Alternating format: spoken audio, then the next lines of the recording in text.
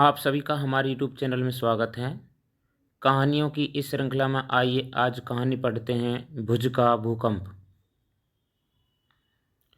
26 जनवरी 2001 सारा देश टेलीविज़न पर गणतंत्र दिवस समारोह देख रहा था।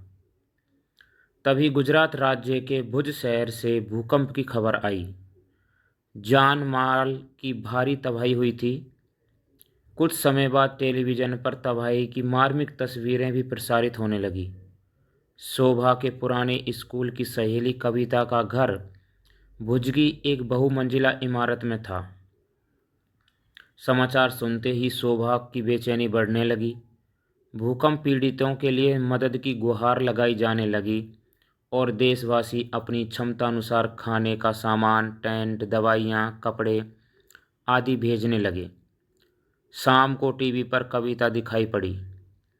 अपनी सहेली को देखकर शोभा को बहुत राहत मिली।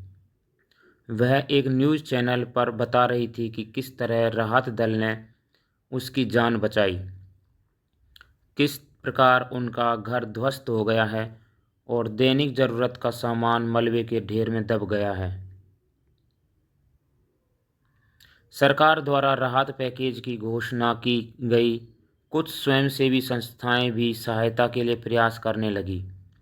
शोभा के पड़ोसी डॉक्टर अंकल भी कुछ दिनों के लिए भुज जाने की तैयारी करने लगे।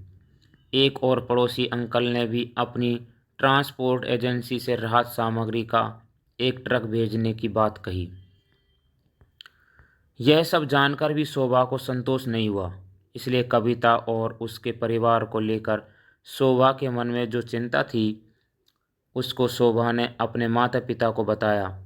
शोभा की इस चिंता में शामिल होते हुए उसके माता पिता कविता के परिवार के लिए कुछ ज़रूरत की चीज़ें लेकर कविता के परिवार से मिलने चल पड़े।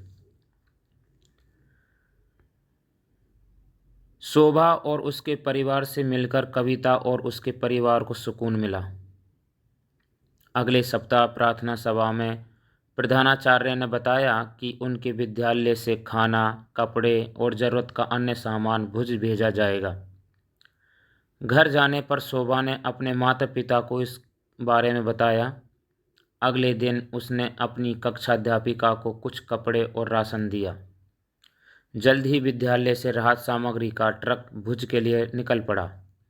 उसे देखकर शोभा एक संतुष्टि का भाव महसूस कर रही थी कि उसके परिवार द्वारा भेजे सामान से आपदा पीड़ित किसी परिवार की कुछ तो मदद हो पाएगी।